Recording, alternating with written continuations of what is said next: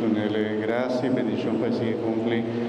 También con su función como tata, como esposo, como diácono.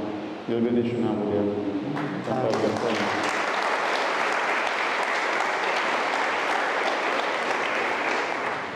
Y hermanos, háganos renovarnos fe, háganos vista, nos buen Dios, Señor, nos confía de vos, nos quiere de vos, renovarnos fe, nos gracia, nos bendicionan, para medio de nos querer, nos pide.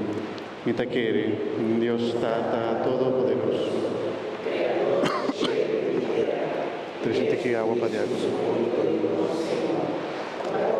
Espíritu Santo, gracia di Maria Virgen, appareceva di Ponzo Pilato, la crucifiché e l'amore inadere, e la baja del reino di morto, e di 3 días la resucità, e la subì nel cielo, e ta sentana mandreci di Dios Tata Todopoderoso, y Él viene para juzgar vivo y muerto, y te que el Espíritu Santo, Iglesia Santa y Católico, comunión de santo, perdón de pecado, resurrección de carne y vida eterna.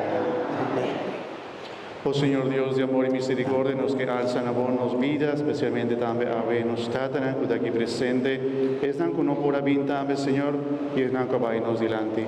Nos reza para nos entregando toda su situación de vida, su dificultad, su lucha, todo lo que nos carga en silencio. Señor Dios, vos me conocenos también, y tú nos necesitas, nos que entregan a vos. Escúchanos, tata de amor. Mi hermana, la que nos reza, tata nos reza, también entrega toda su situación de vida, por una, por familia de mandi, Señor.